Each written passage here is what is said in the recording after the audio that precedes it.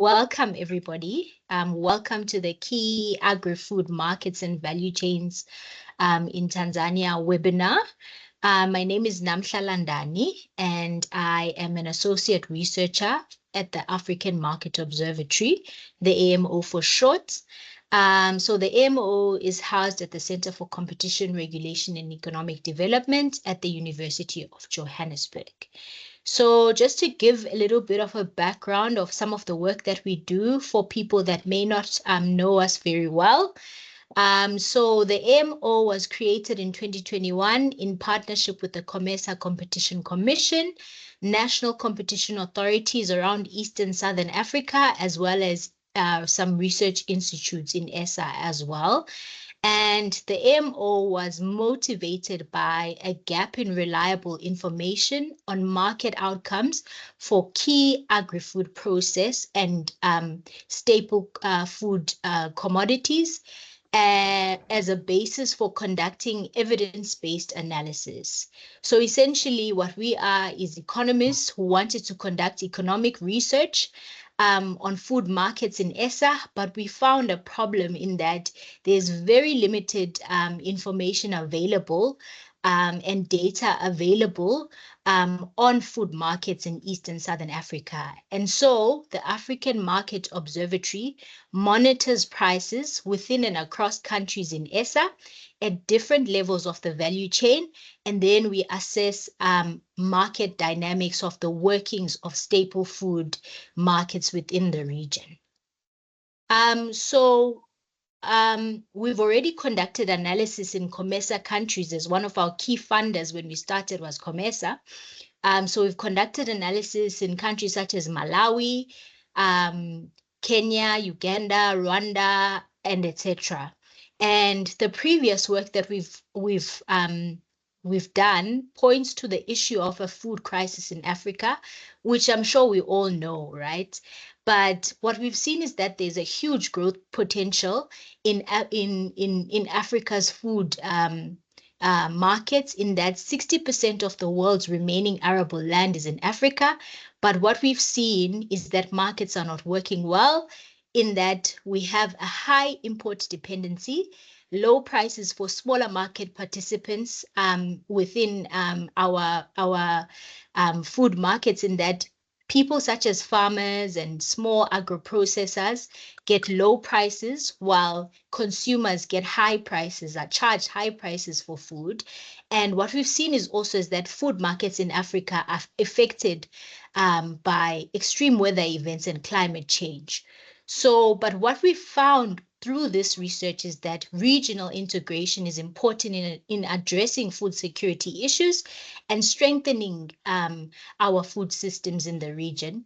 And even in terms of competition issues, we've noted that it is important to have a regional perspective on these issues. In addition to that, private sector players often view East and Southern Africa as one market. And so for us, given that we did all of this research mainly on COMESA countries, filling the gap on Tanzania was so important. And so that is why we have this webinar today. So with that said, my colleague Arthur Mahuma, who's also a researcher at the AMO, will present findings on the state of competition in Tanzania's fertilizer markets. And the second presentation will be done by Professor Simon Roberts, who leads the AMO team. And he will be talking about competition issues in soybean-to-poultry markets in Tanzania. So both these papers have been supported by GIZ, and we also partnered with the Fair Competition Commission of Tanzania in conducting this research. Can you move on to the agenda slide? So the agenda for today is the two presentations that we mentioned, and thereafter there will be a Q&A session.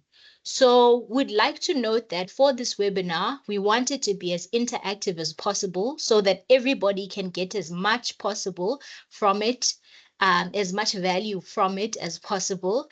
And so while the presentations are going ahead, the house rules are that you can go ahead and put in your questions on the chat. I don't know if you've seen the chat icon. You can go ahead and put your questions there, while the presentations are going on, and then the questions will be answered during the Q&A. During the Q&A session, we'll also give some time for any participants who want to speak and raise questions or even share their thoughts and comments. And then lastly, we'll have Simon also giving some closing remarks. So yeah, Arthur, can you take it away on your presentation? Thank you. Thank you very much, Namtla. Good afternoon, everyone. My name is Arthur Makuma. I'm a researcher at the Center for Competition, Regulation and Community Development. So I'm going to be presenting on the first paper, which is the State of Competition in Tanzania Fertilizer Markets. As Namtla has already indicated, so there was a previous paper that was done looking at COMESA countries in the Eastern and Southern Africa, and the gap was then Tanzania. And as a result, we then did the study looking specifically on Tanzania to close that gap. So this is a build-up of the work that was done last year already, looking into the issues in other Eastern and Southern Africa.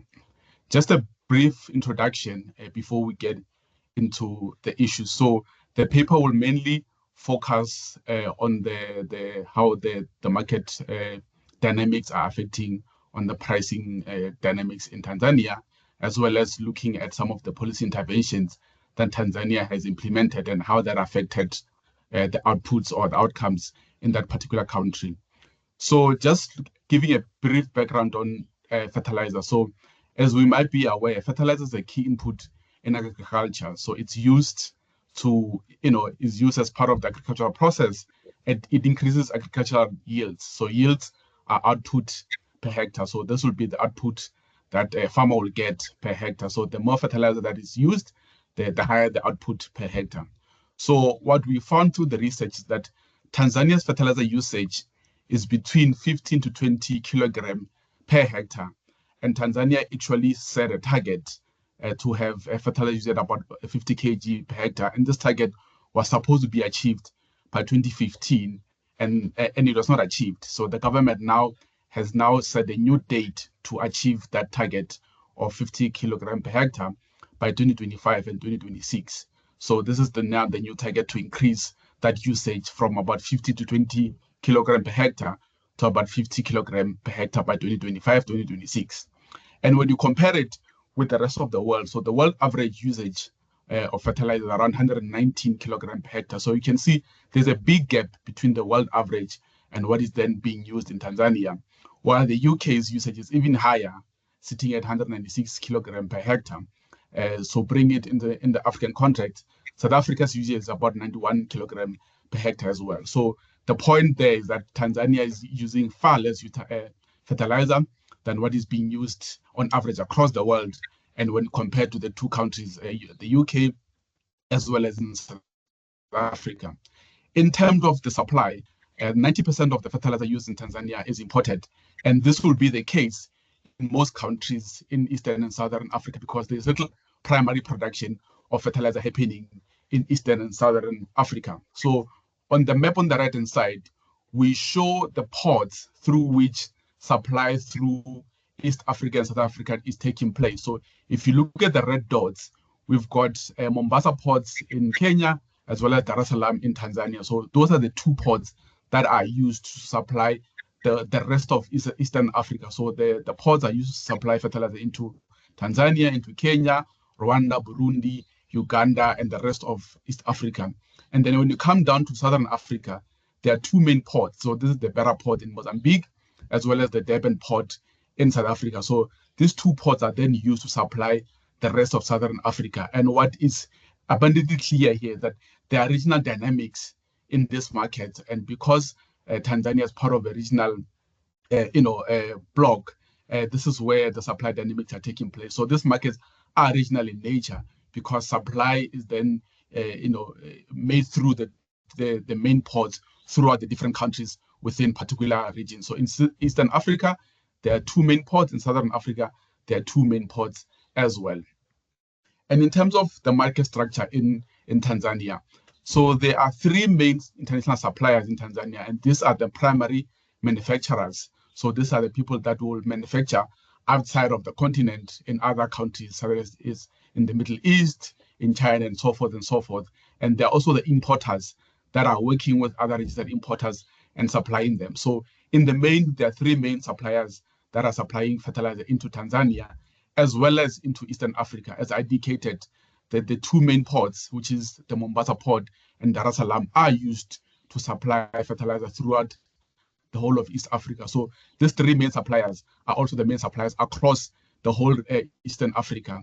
And the two main suppliers who account for between 70 and 80% of the total fertilizer into the region, plan imports for the whole of East Africa. So again, this further reinforces the regional dynamics of these markets, that supply is arranged and planned for at a regional level. So they don't necessarily see countries, but they see which ports they can use to supply through the different countries within that specific region. So this is our main finding in terms of the main structure, that is highly concentrated.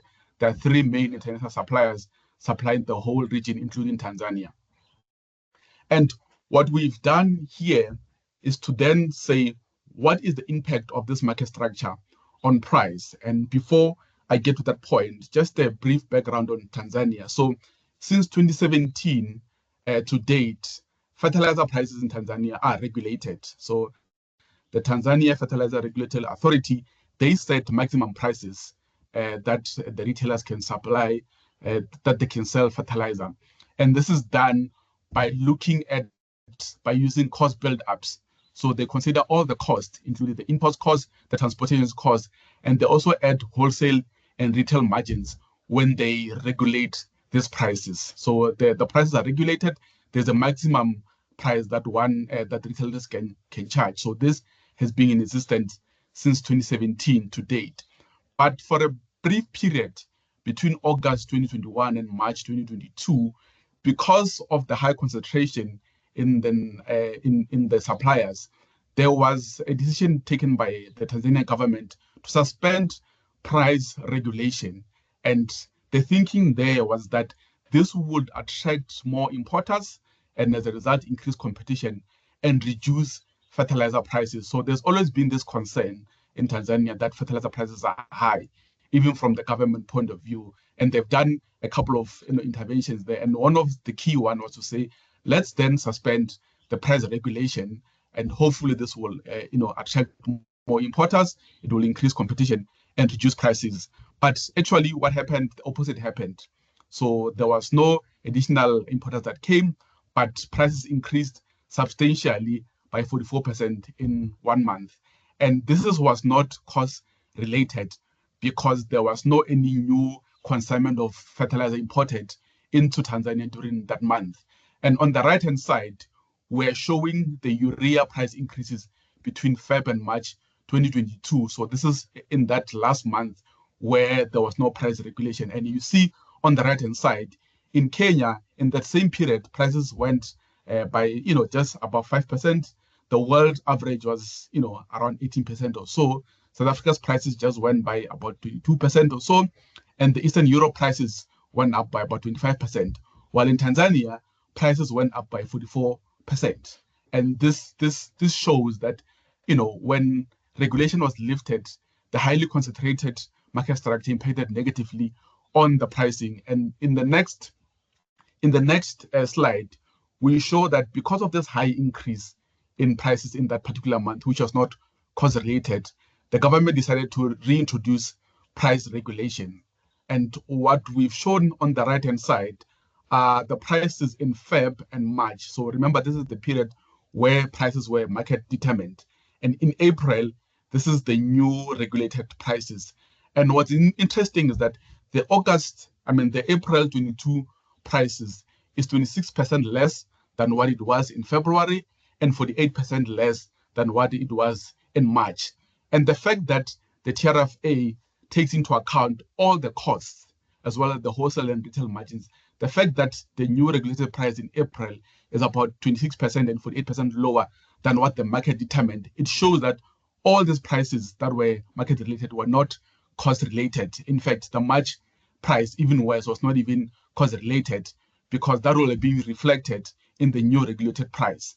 And this is the point that we're making, that the highly concentrated market structure, when there was no price regulation, impacted on prices negatively.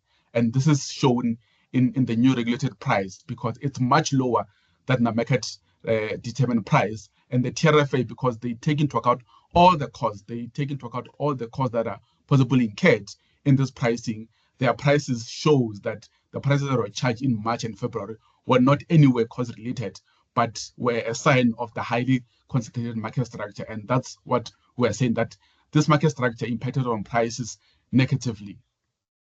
And on this slide, based on the framework that was developed by the paper that I spoke about earlier on, that looked at the fertilizer dynamics in Eastern and Southern Africa, we used the same framework, but we've simplified it a bit and did a price and cost build up. So on the left-hand side, on the far left-hand side, it's all the cost components that we took when we were doing this build up. So you've got the urea FOB. So this is the urea free on board. We've got all the import costs and then the transport cost. And then when you add the three, you've got the bulk delivered fair price. And then you add the margin, the wholesale and retail margin there, which we added as 15%, just to note that the TRFI margin about 12%. And then we then compare that with the actual retail price. So prices quoted at agro-dealer, those are the retail prices. And then we then did the excess markup over fair prices. And those are the percentages there. So when you look at the Tanzania column, so November 2021, February 2022, and March 2022, those were still in the period when there was no price regulation. So this is still in the period when markets determined the prices. And according to our calculation, the excess markups in November were about 23%. In February, they were about 9%. And in March, it was about 57%. And July 2022 and June 2023, that is using the regulated price by the TRFA. So it's the same price throughout that whole period because they don't change prices periodically. So they set a price for a long period and they only change the price when there's significant changes in the market. So that's the price that we used there. And there are two prices there. So there's the 997 and the 606. The 997 is the prices before subsidies. So subsequent to that, there were subsidies that were introduced by the Tanzanian government, and the 606 is the price net of subsidies. And I'll talk about the subsidies in the next slides or so. And our calculation shows that even the regulated prices, there is about 29% excess markups on that, and the negative 22 percentage markups is what the markups would have been if the actual price was 606. But we know that 606 is the price net of the subsidies, right? And I think that's what we're saying, that even in the regulated prices, we still think that the retailers and the wholesalers are making those excess markups there. And what's interesting, if you compare Tanzania's outcomes, if you just take into March 2022 outcomes, you'll see that the excess markups are much closer to Kenya's excess markups, which were about 44%. Yes, the periods are a bit different, granted, but they're much closer to the Kenya's markups. And this is an important part because, as highlighted earlier on, there are two main ports. So there is the Mombasa port and then the Dar es Salaam port, which are then used to supply to the rest of Eastern Africa. So Uganda and Rwanda, they've got worse outcomes because they rely on imports from these two ports, which are in Tanzania and in Kenya. And we see that in terms of excess markups, those two are similar, and even the pricing, so they're a bit more, similar there. So that's what we did, just to re-emphasize this point, to say the excess markup are still being made, even if you take into account that now prices are regulated. As highlighted earlier on, Tanzania's got a long history of subsidies, and what we are doing here is to showing how the impact of lower prices in this context via subsidies can increase fertilizer usage and increase outputs. And we're going to use maize as an example, and how that also can affect on pricing, the impact of that on prices. Just on the subsidies. So the subsidies in Tanzania has got a long history dating back to the 1970s. But prior to 2022, the last subsidies were implemented in 2016, and they stopped for various reasons. So we expand a bit on that in the paper. And then in August 2022, the government announced, the Tanzania government announced that they were reintroducing subsidies for the 2022 and 2023 season, but this is expected to run up until 2025 and 2026. You'll recall that there's actually now a new deadline to reach that 50 kilogram per hectare utilization by 2025 and 2026. And what subsidies have done, they've actually reduced retail prices that are paid by farmers by between 33% and 43%, depending on the type of fertilizer that will then be purchased. So subsidies have reduced prices in Tanzania. And this is what we are now showing on this graph, right? To say we've got two pricing points for Tanzania. So that's the price before subsidies. And this is for 2022-23 season, as well as March and May 2023 for the other countries. And these periods are comparable. So March and May 2023 is comparable to the Tanzania prices because, as I stated, the same price, so they set the same price between July 2022 and June 2023. So it's comparable. So we're comparing likes for likes because it will be in the same period. And as you see on the graph, Malawi had the highest prices, followed by Rwanda and Uganda.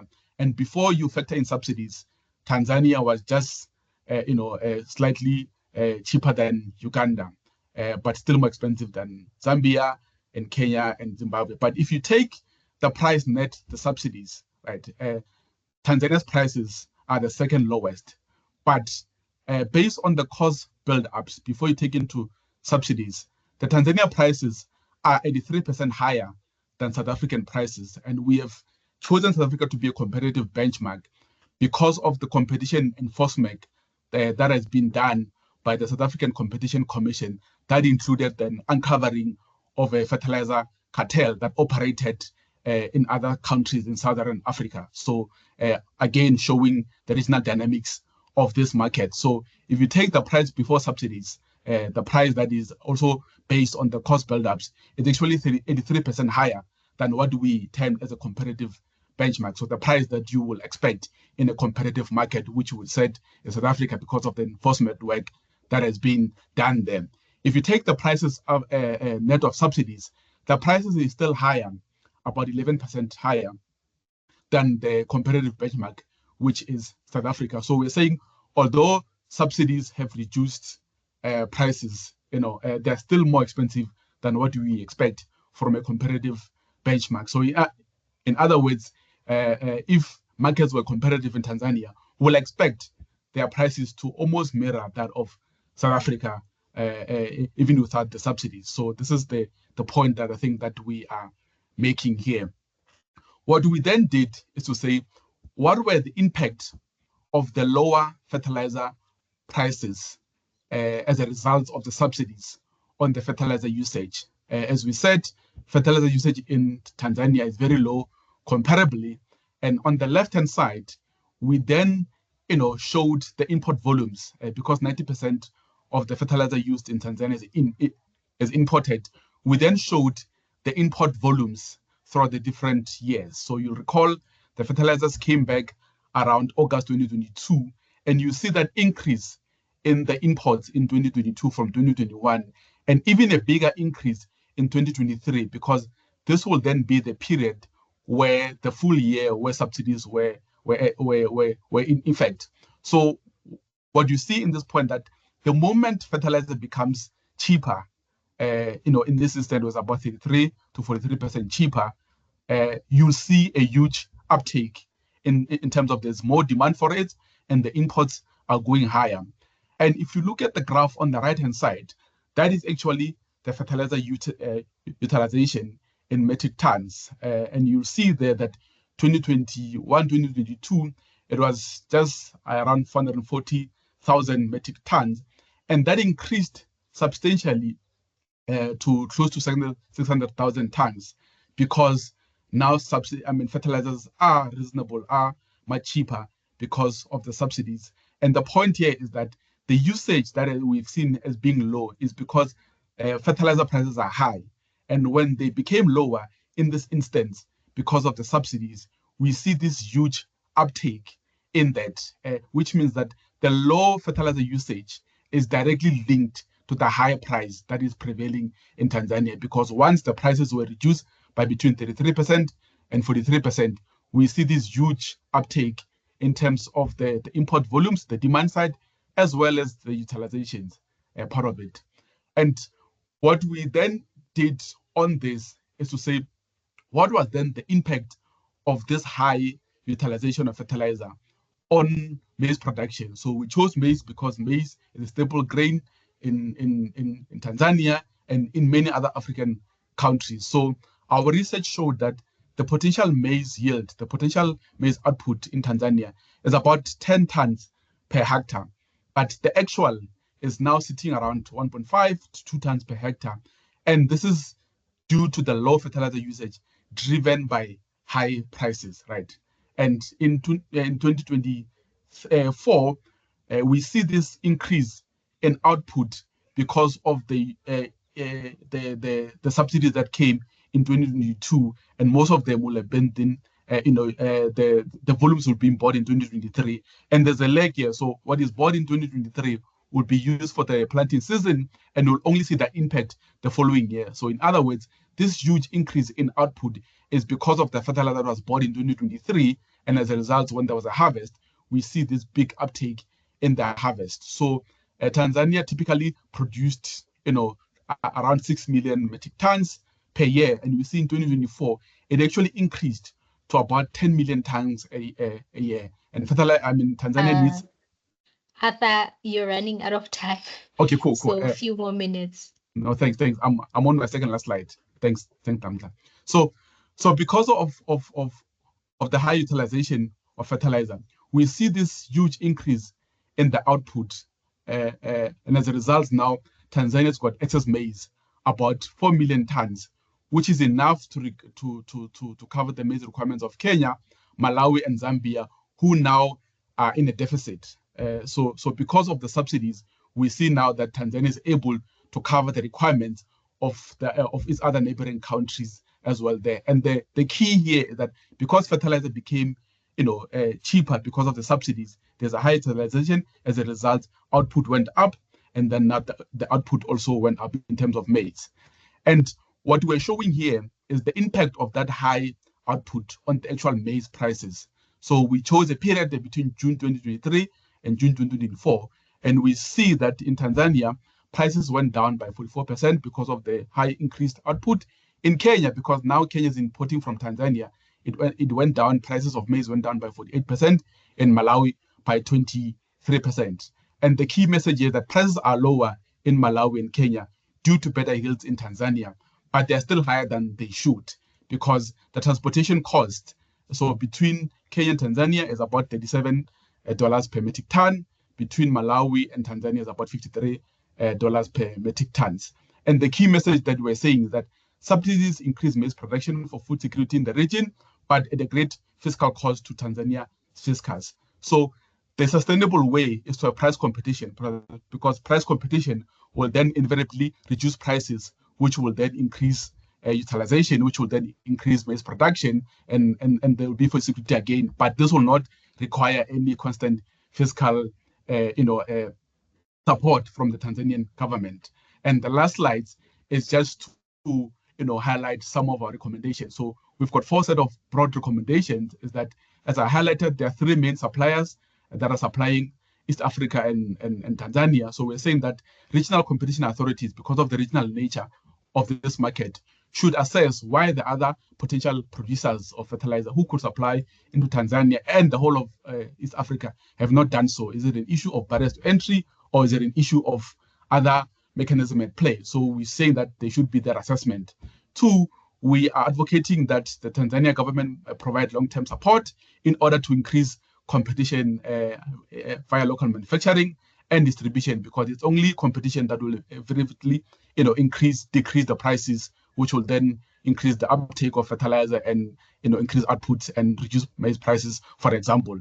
Thirdly, we are saying because the TRFA uses the inputs from the main importers when they regulate prices, there needs to be a deeper analysis of those costs to show that the costs that are reflected are actually reflective of the actual cost, because the main producers or the main suppliers are essentially buying from themselves, and there might be some pricing policies there to make sure that the prices that are being used to set prices are actually reflective of the actual cost incurred, and there's not a way that those are being exaggerated so that prices are higher than they should. And then lastly, we are saying that there should be a cooperation to consider and to assess pricing over time, supplying arrangements, along with information sharing, ownership relations, market shares, common shipping, and sharing of logistics. So yeah, I think this is the paper in a nutshell. We'll take questions at the later stage once this is done. Thank you very much. We'll move over now to the next presentation by Simon. Thanks. Sorry, Namhla, you want to? No, you can go ahead, Simon. I was just Thanks. noting the questions that we have on the chat. We'll get to them in the Q&A. Great. Thanks, Arthur. And yeah, we look forward to getting to them. I think just to flag that, I mean, there is a bit of devil in the detail in the sense that we want to understand exactly how that buildup in fertilizer worked, and just to emphasize that the South African price is really what Tanzania should be aiming for. But it's also linked to the fact that the competition authorities in South Africa have spent literally 15 to 20 years working on fertilizer issues on ongoing basis. We can talk a bit more about that, but it's certainly not that the Durban port is any more efficient than Dar es Salaam. Actually, recent data suggests it's been more problematic. So we're going to move from fertilizer and its effects on maize yields in the region to then, if one thinks about the agricultural potential, the huge agricultural potential in Tanzania, where is the potential for value added from that agricultural potential? And that's really in one of the big areas is looking at soybean into poultry. And in the context of fertilizer, it's interesting that the soybean doesn't require much fertilizer. In actual fact, soybean production, if it's rotated with maize, is good in that it fixes nitrogen in the soil. But translating from the soybeans into poultry requires understanding those value chain dynamics. How big is the potential, and what's likely to happen in terms of the demand? Well, we've seen strong growth in soybean demand and poultry production around the world, as well as other products such as pork, in the context of rising incomes and urbanization. And you can see this in terms of, this shows per capita meat consumption, and you can see this most clearly in the growth of China up to the European levels of around about 100 kilograms of meat per capita. So that's roughly trebled over the last 2 decades. You can see where Tanzania is, it's just 19 kilograms. So whatever happens with urbanization and higher incomes, as well as population growth, the meat per capita consumption is going to go up, and obviously the population growth is also going to drive this consumption. So that demand is going to happen even if people don't go to the meat levels of the consumption levels of meat that there are in Europe. And we know that from a climate change point of view, we should be reducing meat consumption. But the message here is that this is from a very, very low base in countries like Tanzania. So we really need to understand then how this feeds back into the poultry production. The other thing to highlight is that you can see the poultry consumption is really low. The largest consumption is of beef, and as the demand grows, it'd be much more environmentally sustainable if that demand is supplied by fish farming and poultry consumption rather than by beef. Next slide, Arthur. So we need to understand the value chain, because the poultry production is essentially about linkages between breeding stock, the breeds of the chickens that are used, and the animal feed inputs. Maize, Tanzania has abundant tons, has 4 million extra tons this year, be exporting to the region, but the other main input is soya, and that's the main protein input. The feed on the left-hand side of the value chain, together with the breeding stock, comes together in your broiler chicken production. So you've got to bring these two things together: high-performing breeds and the soybeans and maize. And so what we're trying to understand is, how is this value chain developing in the Tanzanian context, and are there issues of concentration and competition that may be impacting on the development of this industry? The other thing I would say, next slide, Arthur, is that it's a really big potential area in terms of inclusive growth, because the main producers, or largest number of producers of poultry are women, small-scale poultry farmers. So it's not just about growing poultry to meet the demand in urban areas. It's also about understanding the competitiveness of small-scale, particularly women-owned poultry producers in Tanzania, and whether they're able to upscale their production on a sustainable basis to meet this demand. So we're going to look at the breeding stock first of all, and then look at the soya to animal feed. So the breeding stock comes from two main breeds, and then there's companies that are licensed in each country with that. So in Tanzania, there are three main companies who've got the licenses to the breeds. Ivans has a license to the Cob bird. Interchick and Silverlands are both using birds that are licensed from a company called Aviagen, mainly the Ross breed. Tanzania supported the investments of these companies by banning the imports of day-old chicks. So day-old chicks, the one day-old chick that if you're a poultry producer, you get from the breeder, and then you buy the feed so that you can rear the bird. So you can see on the right-hand side, you can see that Tanzania imports what they call grandparents and parents, because those are globally produced, and they import them from Netherlands, the UK, and France. They've also imported from Zambia, in orange there, and then they produce the day-old chicks. The investments that have happened have meant that actually in 2023, there's a success story in the sense it's become less reliant on imports of the grandparents and parents, because there's more breeding operations set up, and actually now exporting day-old chicks to Uganda, as well as small quantities to Rwanda and Kenya. So we've had an investment in the breeding operations to be able to produce the day-old chicks. So we've got a platform there for a competitive poultry industry in terms of the breeding operations. What's happened, if we go to the next slide. So one would expect that would lead to more competitive prices of the day-old chicks to the independent farmers that are buying day-old chicks to rear. This is where we say, well, the investments in the breeding operations don't seem to have flowed through to give benefits to independent poultry producers. Of course, the large companies that are integrated, they're using their day-old chicks themselves. They're not buying and selling to themselves. So that's an internal sale. These are the prices in Tanzanian market for day-old chicks to the small-scale independent poultry producers, and this is a kind of a frightening picture. At the bottom, you've got the Brazilian prices, and if you like, that's the kind of competition versus Brazilian imports, because Brazil is by far the largest chicken exporter in the world. They're still using the same chick that Tanzania is using from the same international sources in Europe and the USA, so it's not different from that point of view. And you can see that Tanzania day-old chick prices rose above 90 US cents. So we've used US dollars to compare internationally. So they've risen about 90 US cents. That's almost double the South African prices, almost 3 times the prices in Brazil. So if you're an independent poultry producer in Tanzania, you're already starting off paying over 90 US cents, come down a little bit the last year or so, a couple of years, but over 90 US cents before you start feeding that chicken in order to rear it, to then be able to supply it. It's much, much higher than Zambia, although you'll see in Zambia at the end of 2021, also a big price shock came through, a massive increase in the price of day-old chicks. This is in the context of the investments which have actually grown the breeding operations to large scale, with the support by the government of trade protection as well. So we're competitive, it looks like, in terms of the breeding operations upscaling, but we're uncompetitive in terms of those day-old chick prices to independent farmers. Let's look at the price of the feed now. In terms of feed, Tanzania isn't producing much soybeans, very, very small production of soybeans. If you look at the overall regional picture, the big main producers of soybeans in the region are Malawi and Zambia.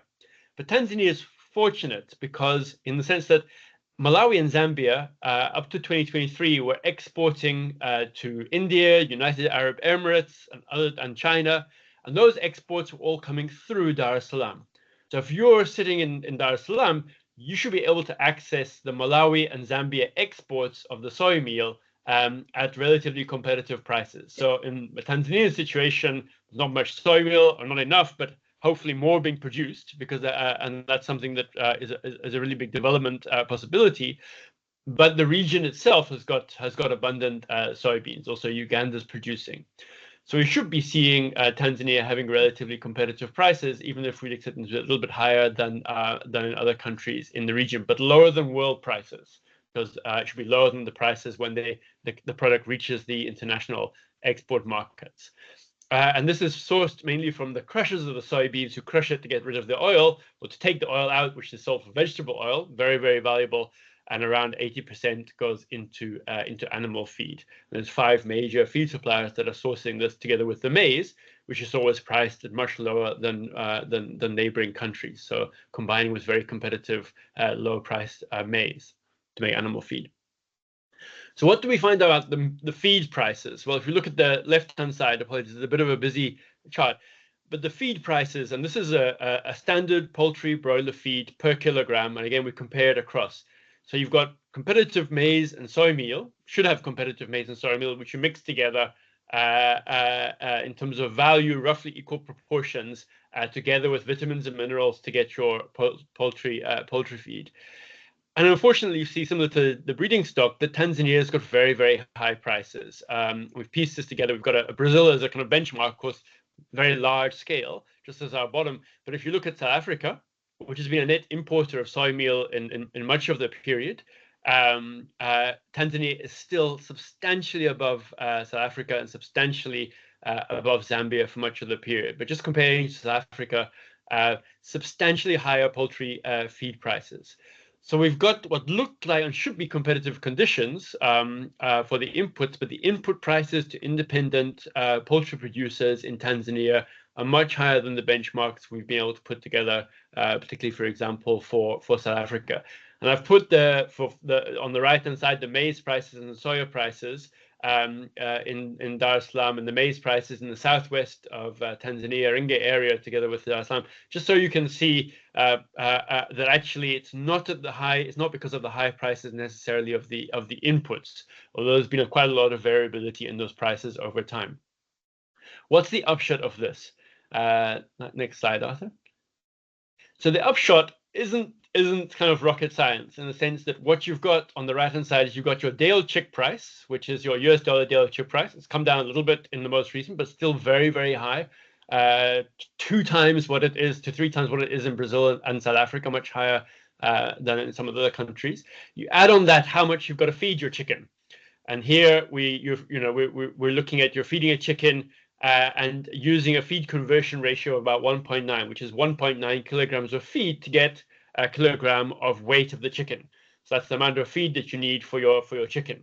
If you've got a chicken of around about 1.8 kgs in size, then it's going to be 1.8 kgs of chicken times 1.9 kilograms of feed per kilogram of meat, and that gets you the animal feed price. That's the kind of, you add those 2 costs together without any other costs, no labor cost, no energy cost, no transport cost, nothing else, and you get a cost of the green line, which is above the price of a chicken. So a small-scale producer has got a negative margin just on their feed and the day-old chick price. So this is the kind of slightly frightening result we got, which is it is not viable to be a poultry producer, an independent poultry producer in Tanzania. Certainly, if we're looking at the prices of live chickens that are sold into the market in Dar es Salaam. In other words, independent poultry producers have got a negative margin or a margin squeeze. So instead of this being an inclusive story, which is the potential for small-scale producers to be able to access feed and day-old chicks and meet the urban demand, we've got a case of them being actually exiting. When we interviewed some of the producers, this is indeed what we found out. People have been exiting broiler production and have been going to just using layers to produce eggs. The layers you can use, you don't use commercial feed necessarily. You are buying a chicken, it's laying eggs for a couple of years or more, so you don't have the same day-old chick cost. And so people have been looking at doing, small-scale producers have been looking at doing this instead of going to poultry, broiler poultry production. So we've had an exclusive growth story rather than an inclusive growth story, and this is in the context of massive demand growth for poultry, particularly to meet the demand in Dar es Salaam. Last slide, Arthur. So we've got a massive potential for inclusive and sustainable growth in the poultry sector. We've had the investment in the breeding stock, the feed, value chain, etc., but we don't have a situation where there's a level playing field for small producers. The large integrated producers are fully vertically integrated right the way through. They're internally selling on their day-old chicks and their feed. So this is not a story about them. So I mean, if the direction of this industry is going to become fairer, we need a set of packages of recommendations. We need to look at monitoring these prices, because we've just put this together to compare with the prices in other countries as a once-off supported by, as indicated, supported by GIZ. We need to also really understand why we have these massive marked up prices apparently to independent producers. Is this discriminatory treatment? It certainly appears like it. Of course, we need alongside this the policy measures to make sure that appropriate phytosanitary standards are maintained, etc. These are all, obviously very, very important. And then there's the potential. The more production of poultry is happening, this is a derived demand for soybeans, for processing of soybeans into the feed and vegetable oil. So there's a potential for these linked policies to lead back to small-scale production of soybeans as well. And all of this can combine to a much stronger value chain for lower food prices, more sustainable, resilient value chains. But the moment what we're seeing that the opposite is happening. We're seeing small scale producers are really struggling to compete. And we're seeing that that this is not a stronger, more diverse and resilient and more inclusive value chain, but it's concentrated around a small number of producers, and ultimately also very high prices to consumers. So a very worrying picture. Let me leave it there, and we look forward to all your inputs and questions. Great. Thank you, Arthur and Simon, for insightful presentations. I think we can go ahead and answer some of the questions that we see in the chat. I guess maybe Arthur, I think Simon has already answered the first question from Catherine, but maybe Arthur, if you want to add, then you can add. But maybe we can start with Bill's question there on fertilizer, which is, why are there only 3 importers in East and Southern Africa of fertilizer? And then, yeah, we can talk through that. Yeah, thanks, Bill. Yeah, I think that's precisely what we are needing to understand, because there are many other producers and potential importers that could supply into that region, and the fact that they've chosen not to do that, it needs further analysis and further engagement with them, just to find out whether is it an issue of maybe there are barriers to entry that we are not aware of, or maybe is it an issue of the other dynamics at play, because we know that these markets, in other markets, they're being cartels at play, and one of the ways that cartel play out is that there's an arrangement not to go to specific areas. That might be the thing, and that's why we're recommending to say there needs to be an analysis to find out why is this the case, and this might include engaging with the potential supplier that could supply into East Africa to understand why they have not come in, why they have not considered that particular market, given the massive size of the market, because we're effectively supplying the whole of East Africa. So from a demand point of view, you know that this is something that will be demanded over time. And because of the size of the market, there is potential for many others to come into that market. And the fact that they haven't done that, it needs to be analyzed deeper to get to the bottom of it. If it's an issue of barriers, then there's a question to say, how do we address those barriers? If it's an issue of other arrangements, then there's also need to be an investigation that to be done there. So I think that is precisely why we're recommending that step to be taken there. I'm not sure if Simon wants to add on to this one.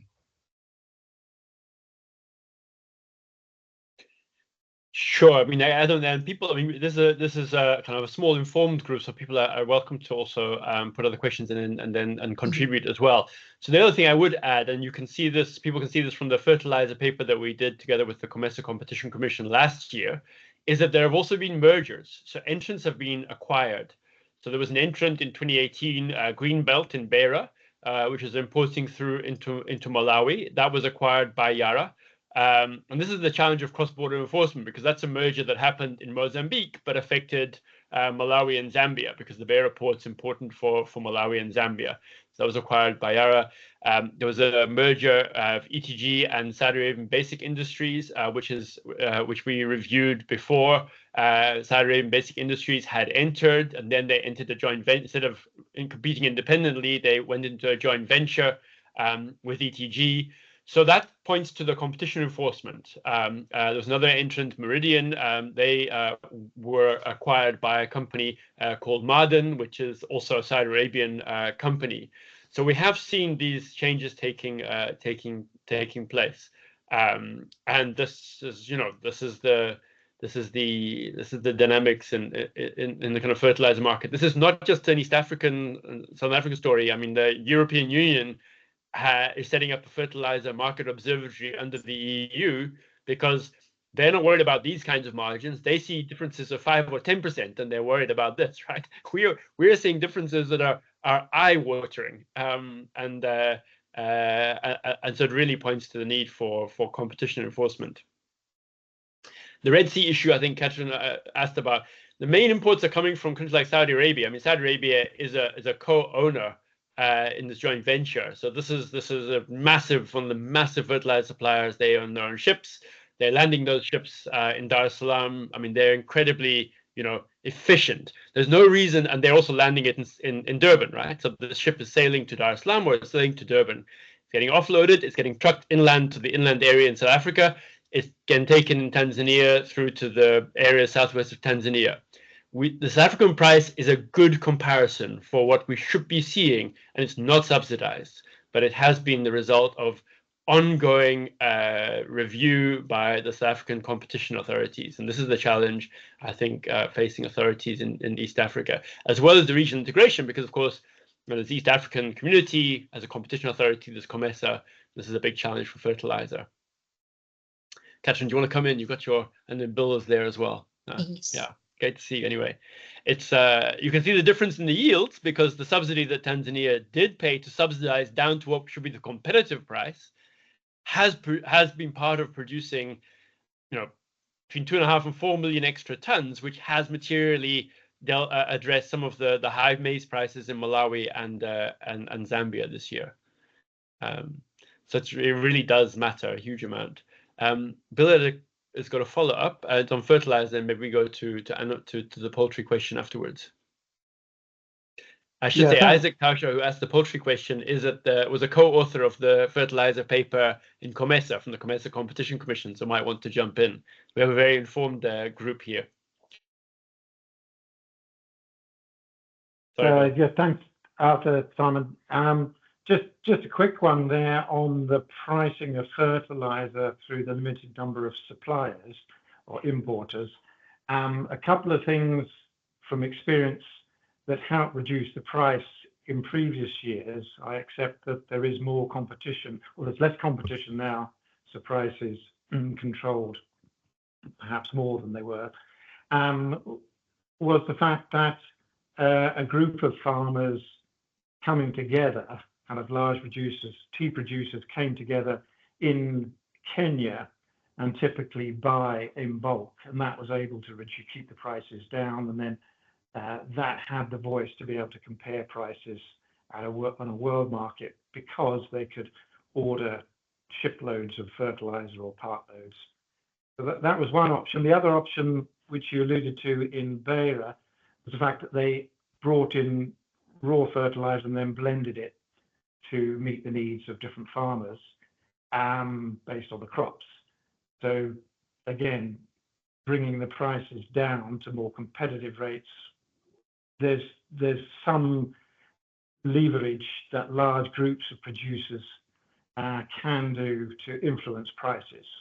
Not a huge amount, but there is that that possibility. So, Arthur, I was just thinking, when you're explaining fertilizer across different countries in Southern and Eastern Africa, just to be aware of the importance of branding. So kind of different fertilizers abort 15, 15, 15, and based on the amount of fertilizer that these blends contain. So that has an influence as well. So kind of those are just my comments, just to add a bit more to the conversation.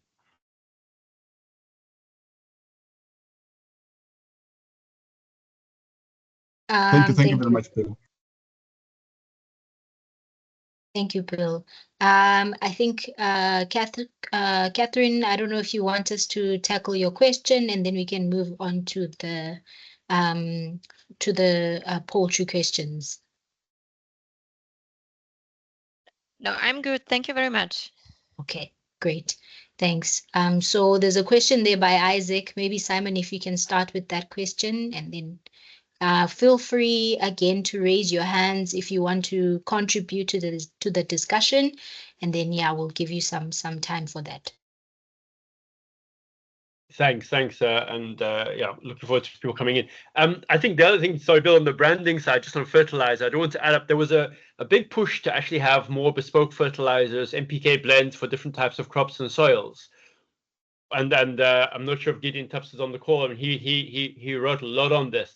We found that in actual fact that's gone backwards. That actually, which is not good from the point of view of the best kind of fertilizer usages, the best soils and crops. That in actual fact, those bespoke blends, there's less of them being supplied. The major suppliers said that they actually are not getting the take up. But I do agree very much that organizations of farmers and producers to import, and this is happening, for example, in Kenya, in the Kenya Tea Development Service, KTDA imports. And these are also benchmarks we've used in other work to show that there are much more competitive prices possible. And we have a railway link from Nakala right into Malawi, for example, now as well as all the initiatives that Dar es Salaam port to improve offloading. On the poultry production, I mean, this was I won't say it's surprising, but it was shocking. I mean, there are lots of concerns about the power of large producers to vertically integrate and exclude and undermine small rivals. There's a long-running set of cases in the US. The Department of Justice there has been bringing against the main poultry producers for exactly these types of practices. They've been found to have colluded against independent poultry producers in terms of the amounts they pay them, also in terms of the wages in the abattoirs that are processed, etc., as well as the prices that consumers pay for poultry. Those producers that are involved in that case are active in East Africa. It's a truly globalized industry at the breeding stock level.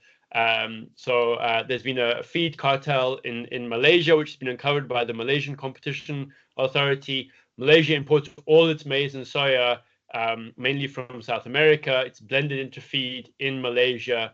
There are multinational companies, the same companies that are including the same companies that are involved around the world. So this is really about if you can, you will. I think so. It's really a question about if you have you need to have a good referee. These industries are going to be very concentrated by their nature. If you don't have a really good referee, then people are going to have an opportunity to exploit. This is not saying that being against large companies. It's a question about whether you have clear rules so that companies are just earning a fair reward on their investment. But without that monitoring and those rules, then you're going to have this this taking place in Brazil. And when we've had quite a lot of contact with people in Brazil, they have an information system which is run through a network of universities.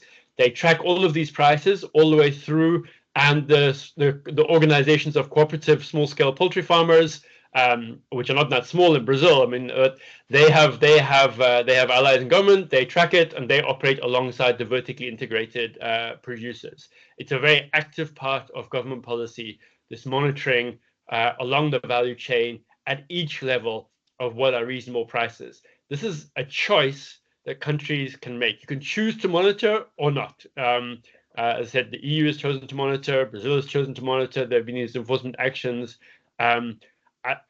I think the referee needs to be independent, so it needs to be something that's part of the institutions there.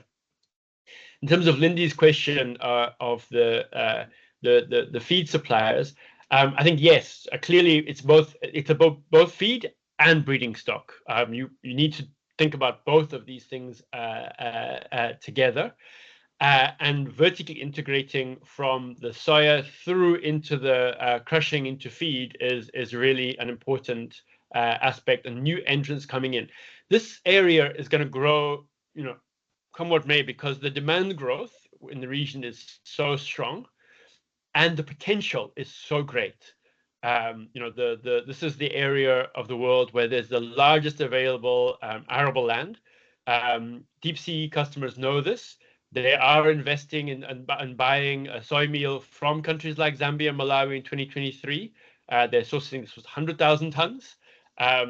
So we really need the competition in the value adding level, the feed suppliers, the producers, also through into other industries such as fish farming, where there's massive potential. So I think it's a huge opportunity, but you also need to have these the referees in place and rules to make it work. And that's, I guess, where we come into this.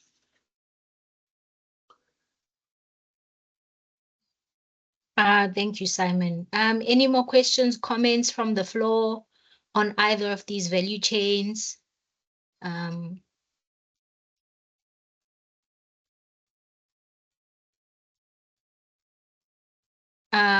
Bill, I see your hand. Yeah, I don't want to monopolize the conversation, but thinking about whether Brazil or other parts of the world are the kind of how do we connect what's being learnt in, say, Brazil in the poultry value chain, just because it creates such a kind of difficult situation in southern and eastern Africa. Could there be things to learn by talking to institutions like that and how they've managed to put in fair referees and a system that to some extent kind of reduces or increases competition? Is that something you thought about? I'm always, great set of data here. I'm always thinking about, okay, what can we do with this data to overcome some of these hurdles that you're picking up? So kind of, if you want an introduction to the largest Brazilian think tank, more than happy to make the connection. Thanks. I realize we should have been asking people to introduce themselves. So Bill has been working with the very large network of cooperative farmers. So it's probably somebody to link up with other people on this call, as well as Mihambo, I think, who's in southwest Tanzania for the same network of cooperative farmers producing soya. I can answer that, but I think Isaac is at the Competition Commission, the COMESA Competition Commission. And actually we're doing, Bill, this is one of the things we're doing right now, actually, is linking across to countries like Brazil, also Malaysia, as well. Isaac, are you going to come in on this, or other question? Please come in. Yes, sure, Simon. And other thanks for the brilliant presentation and very informative submissions. Simon, I would like, just before considering the question, maybe just to have an appreciation from your analysis of the value chain, the poultry value chain. And as you know, coming from COMESA, obviously we should be very interested in respect of issues of integration. Understanding that Tanzania is part of the EAC, just want to poke into your brains on whether there was or there is a need to look at the level of trade in respect of the products along the value chain in between Tanzania and the EAC member countries relative to those other countries that are not part of EAC, just to have an appreciation of the role of integration in this value chain. Sure. Before I come back, can I ask you maybe just to also respond to Bill's question to explain the international initiative at the International Competition Network of Competition Authorities to look at research into actions on better markets, including working together with Brazil and other countries? Yes, sure, Simon. Colleagues, maybe just to give you some insights into the developments happening under the IC and special project. COMESA, together with the South Africa Competition Authority, as well as the Kenya Competition Authority and other non-governmental actors like Simon, Professor Elena Fox, Professor Professor Mon, I think. So this project is to the extent that there is a network that is being created to monitor and actually to provide detail and information in respect of the operations in various agriculture markets throughout the whole world. This is meant to provide knowledge and access current developments in a number of given countries. So this network is being created under the auspice of ICN.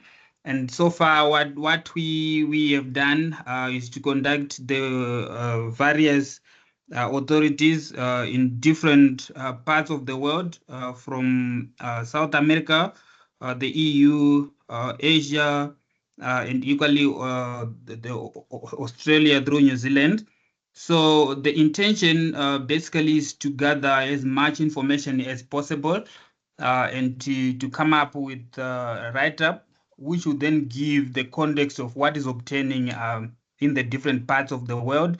And this can be very helpful to quite a number of stakeholders, and in particular competition authorities, that if that information is gathered, it is easy to track and understand the happenings in different markets. And the information to be gathered particularly has to do with agriculture markets from the various value chains, and the basis for COMESA and other associated authorities is on the food and agriculture markets, which include the fertilizer, your soybean, your maize, and all that. So that's the project ongoing, and the purpose is to have a presentation at the ICN general meeting next year in 2025. And if any of the colleagues around here are interested in this project, I think you can get in touch with myself, Simon, or any of the two competition authorities that I've mentioned to assist. The major thrust being to be available to provide the necessary research work, the necessary data, if in any case it will be helpful. I hope that suffices, Simon. Yeah, thanks, Isaac. I think that's so because we're talking about things that aren't peculiar to East and Southern Africa. We're also talking about development trajectory, the growth of the soya to poultry value chain, which has happened in many other places. Then there's a real question about the appropriate policies that are followed. There's clearly paths to follow. Brazil had a very, very deliberate path, and they have had ongoing monitoring. They've got an information base. As Bill said, there's a network of universities. If you want to look for it, it's under the auspices of University of Sao Paulo, together with Embrapa, the research institute, but the competition authority has been monitoring it as well. If we don't do anything, then we can't be surprised if the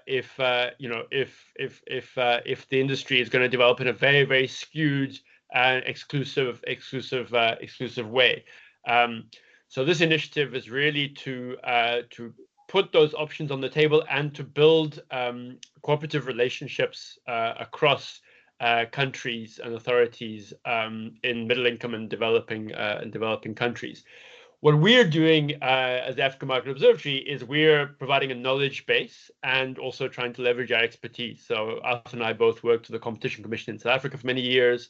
So this is kind of our world, and Isaac's chief economist of the Commerce Competition Commission. We work with the FCC. We know it's a local elections holiday. We're having a separate feedback session with the Fair Competition Commission in Tanzania, and they're very much part of this process. We separated out the feedback sessions with stakeholders and with the authority. One of the challenges, though, and this is what Isaac alluded to, is that Tanzania is like a sleeping giant in terms of agriculture and agro-processing. I mean, literally. But they're not part of COMESA, part of the East African community. So we have to work out how to build a stronger fabric of a knowledge base across the region, because what we're seeing is that the cross-border markets are not working well at all, both from a policy point of view in terms of harmonization of regulations, ad hoc trade restrictions taking place, but also in terms of building linkages between stakeholders and constituencies across the region. We see really big markups happening across those borders. We see that the Zambia, for example, and Malawi were exporting soya meal to countries like China, literally United Arab Emirates, but buyers in Tanzania appear to be paying very, very high prices. So in a sense, discrimination against your customers in your neighbor compared to prices in an export market much further afield. This is not regional integration, this is regional disintegration that we're kind of observing, and this is something we've written about in other markets as well. At the same time, we see really a growing body of strong, regionally networked stakeholders on this call here, people working across borders to problem solve. And so we see a growing momentum for this. We also work with organizations working with small entrepreneurs across the region, the cooperatives, also the Graça Machel Trust of women entrepreneurs across the region, and I know there's people here from the Gatsby Foundation, etc. So we see that there's also a lot of positive pressure coming in, and so that's what we're seeking to capitalize on. Let me finish there. I'm passionate about this, so I can go on longer than I should.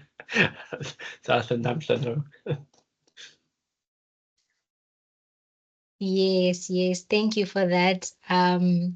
So can we have more questions from the floor? I know some people that are in Tanzania in the value chain, in the poultry value chain, are on this call. If you have any questions, like I know the industry associations are here, some of them, so please give comments, questions. Yeah.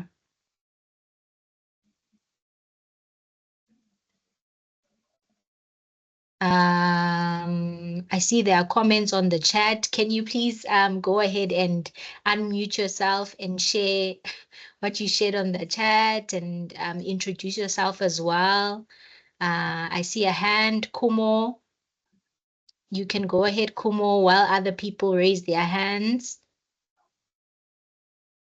Good day, everyone. My name is Kumo. I am a South African competition attorney. I'm focused largely on the interface between competitive markets and local industrialization.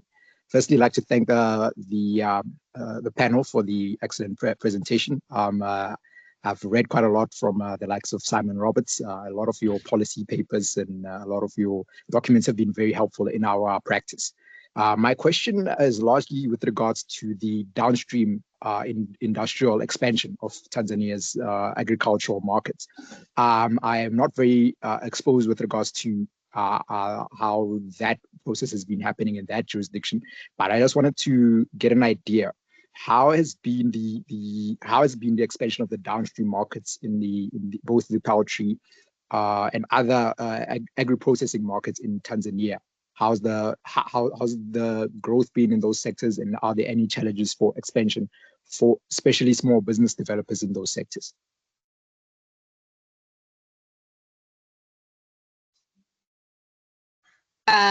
Maybe we can also add this question, Simon, from Mr. Geoffrey. I think Mr. Geoffrey is from the Layers Association in Tanzania.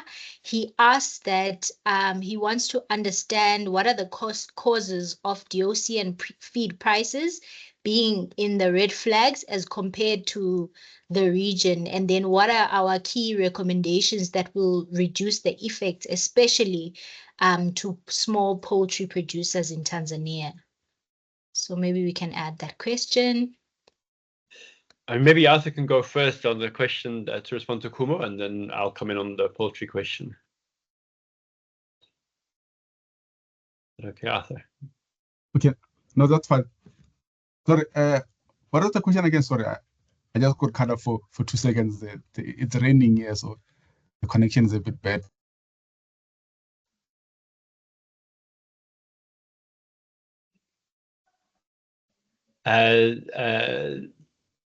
Sorry, Kumo, I think come in. Maybe let me answer the question to Jeffrey, and then I'll ask Kumo to come in. I think it was more about the dynamics in Tanzania. I mean, so I think there's we've done work over time with different research organizations in Tanzania, also with organizations called ESRF and Rapport that Tanzanians will know on the potential downstream. And Tanzania is a very strong ecosystem of smaller scale producers. And the real challenge is around growing the competitiveness and supporting that smaller scale set of producers, as well as integrating in the country. Tanzania is such a large country that there are also big issues between integrating and transporting from, for example, the real grain baskets in the southwest of Tanzania, in the Ringa and Mbeya areas, through to Dar es Salaam, where the main demand is. So, but there's a very strong commitment on Tanzanian government to build these agricultural value chains. It's much more diverse universe of producers, for example, than in South Africa. So that's very important. But I think this is where our work comes in, because we're pointing to the challenges of ensuring fair playing field for people there. In terms of the day-old chicks and feed prices, I mean, I think, you know, Jeffrey, I mean, so in Zambia, there was a cartel investigation which found a cartel of the day-old chick producers in 2018. They also, by the way, found a cartel in Zambia of the fish fingerlings. So, you know, if you've got a very small number of people, whether it's cement, or whether it's telecoms, or whether it's day-old chicks, there's a tendency not for those companies not to compete with each other, but to try and increase their prices. This is not a moral argument. We said this is the nature of business. So you need really strong referees. So you need strong referees, and those are the competition authorities. You know, and they need to be able to look. So you need to have the equivalent of the ability to look, because it's not, you can't have a strong institution if they're not collecting the data to see what's going on. It's like a referee without the ability to see what's going on. So the handball will go in. These are professional people. Obviously, they're going to take the opportunities. They want to win. They want to win the competition, right? They want to win. So just like sports people, they will, we'd expect them to do whatever they're allowed to do, whatever they can, if you like, can get away with. So you need to investigate these issues, because if you don't have a strong referee, then you're probably going to have people charging the highest prices they can. And those will be much higher than fair prices, and that's what we see. So the recommendation is to support the Market Observatory to continue to track these prices, because this is a once-off, and that's where we want to acknowledge the GIZ funding. But we get data from different people on this call. We need to continue with this, and so this is a one commitment. You've got to keep on tracking. Then we need people working with those organizations to mobilize around the advocacy, to use this information to mobilize, to say, look, this is the opportunity, but it's currently being lost. And then we need the authorities to be really supported to do their job, which is to investigate and set and assess what the fair prices are. They have the ability to do those investigations, and they need to be supported in that. So those are our recommendations. Jeffrey, please put your mic on if you want to come in and discuss any further. But it's without that, we don't see that changing much.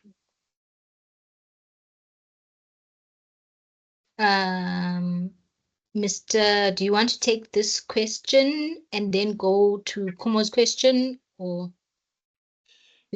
because I think this is also a poultry question? So you can go ahead, sir, Mr. Manasseh, and please introduce yourself. Sorry, I came late. My name is Manasseh Mrindwa. I'm the secretary of the Poultry Association of Tanzania, which is still information, but I would like to come in. But what I see in Tanzania is that the emphasis is production of soya, not for local consumption. It is production of soya for the export market.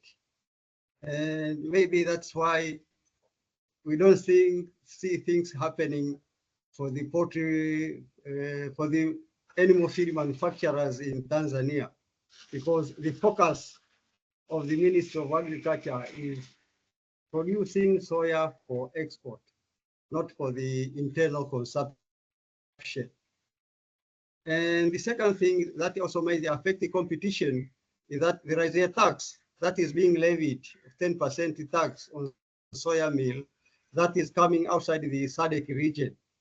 Now that the SADC region, there is a shortage of soya meal, obviously finding alternative source, you will be charged a 10% tax. And that will also affect the competition level in the market. Thank you.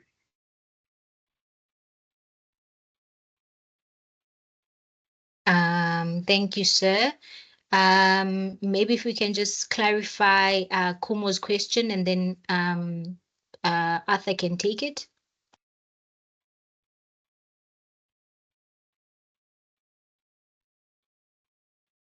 Hello, okay, am I audible? Yes.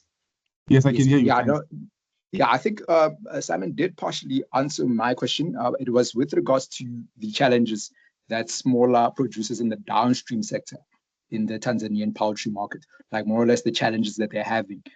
Is it like access to markets? Are there infrastructural constraints? Are there sort of geospatial dimensions, like in certain regions, getting access to markets? Like, what are the challenges for the downstream producers in the poultry sector in Tanzania? Okay, thanks. I think just maybe to add on the access to the inputs, as I think someone has put it. So for someone who's not vertically integrated, these inputs are so expensive that it's not viable for one to stay in that business. So there's a margin squeeze element there, that the actual cost for someone who's not vertically integrated, i.e., who depends on external supplies for their inputs to be able to make any profits there because of this high inputs.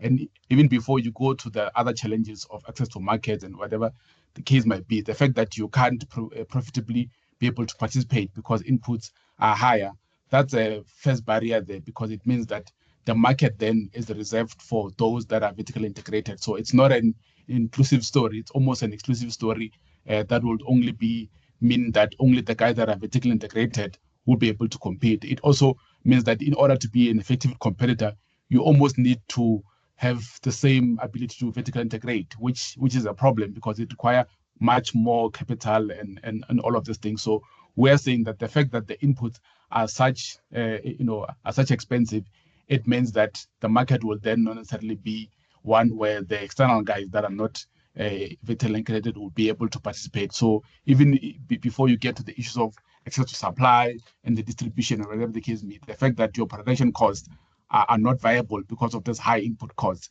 in itself is the biggest problem. And I think that should be the first issues, and then we can look at the other stuff. So we're not done playing the other stuff, but if you can't produce profitably, what does it profit you to have access to market if you're not be able to compete on price because your costs are that high?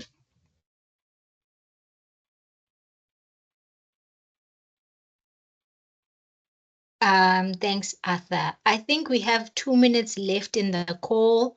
So maybe if you have a pressing question, you can go ahead and ask it. Otherwise, we can move on to the final thoughts and kind of a closing remarks from Simon.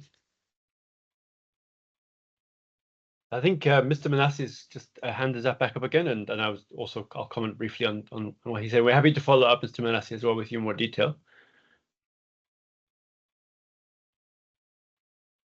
I think maybe that was an old hand. It might have been old hand. I mean, I think in terms of the kind of the developments over the next 5 to 10 years, I mean, there's going to be lots of export demand, and the real question is whether, alongside that export demand, because of the agricultural potential, everybody in the world can see this agricultural potential in East and Southern Africa, right? It's water and land, especially if investments are made in irrigation, so it's not subject to rainfall. The question is whether that investment in expanding agricultural production is going to lead to fair prices for local producers. And that's, I think, the point Mr. Manas said, is that, you know, the big buyers internationally are going to come and do deals at the government level. And the question is whether it's going to also be accompanied with fair prices to build local food security. And that's what we're seeing is really at risk here. It shouldn't be, and we have a situation where Zambia, for example, is short of soya this year. It shouldn't be the case. The whole region should be a massive net exporter, given the land and potential that exists.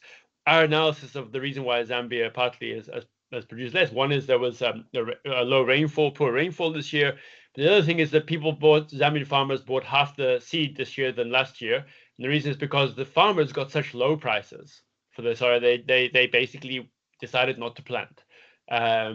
So this value chain needs to work both for the farmers and through to the downstream producers, such as the poultry farmers.